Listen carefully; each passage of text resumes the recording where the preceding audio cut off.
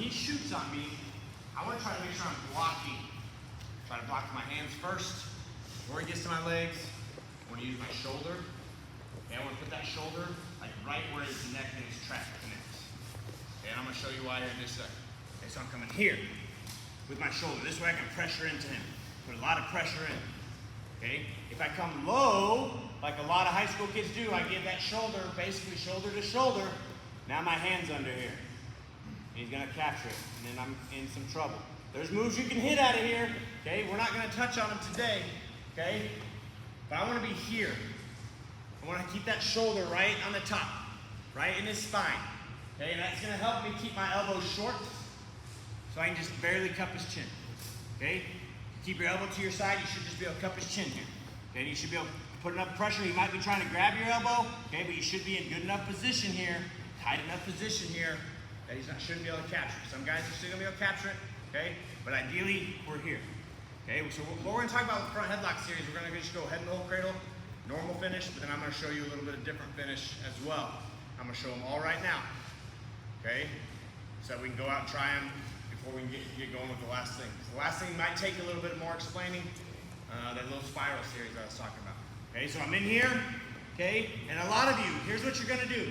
You're going to just try to push it under and grab it. This is what a lot of high school kids do. They think they can do a head and hole cradle just by pushing this under and grabbing it and going here.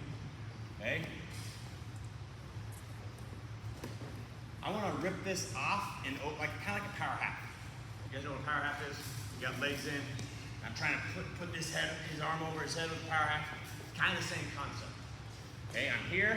I'm ripping this elbow up and I'm trying to put it over his head here. Okay, and after I get it off the mat, now I'm ducking my head.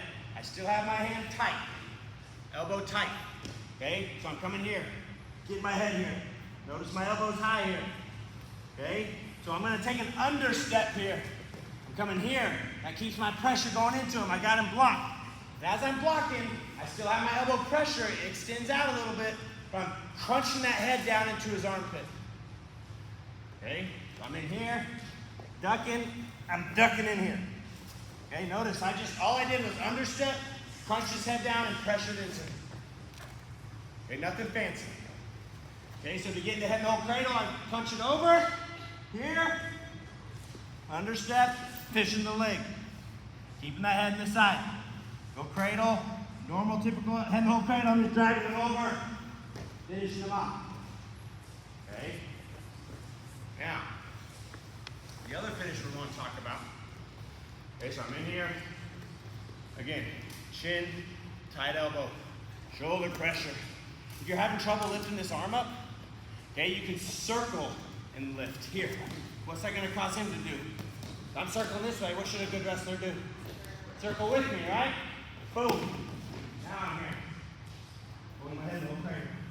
Now, the other finish I want to talk about is if you get in the head and hole cradle situation, I'm in here, and I got it locked up, but I got a real strong guy. He's either posted or he's tripoded up, okay? So it kind of goes along with scrambling. It's kind of a funky position. You got to roll across your own back here, okay? So I'm in here, okay? I'm gonna squeeze my elbows together so I can push his head and knee together, okay? And I'm going from the side where I'm pressuring. I'm gonna take my head, I'm gonna put it right behind his knee here. Okay, and after I put it through his knee, I'm gonna arch over, roll across my back. You're gonna see here in just a second. I'm still gonna end up on top, okay? So I'm here, rotating it, ducking, here. I got it locked, I can't get him driven over. I can't hit my go behind, we're kind of in a stalemate situation. I gotta get this leg off the mat, okay? So I'm ducking here. Staying tight with my elbows, arching over,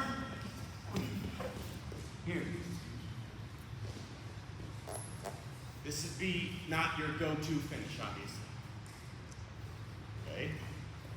This would be a situation where you're down more than a takedown with 20 seconds left. Because the takedown is now worth 3, right? If you get someone on their back, this now could be worth 4. So really, you're never out of a match. You can score 7 points in 4 seconds now. And I tell you, it's a game changer. So I coached at the high school, at Broeckelman High School for 8 years up until last year. Our first official duel this year, we lost on tiebreaker. So it was my first duel as a college coach. We lost on tiebreaker. We had one match, it was like the second to last match. They came back and tied it. We were down by one. My kid tried to get a takedown to get the win for us. Got put on his back with 10 seconds left, lost by 8. It's now a major.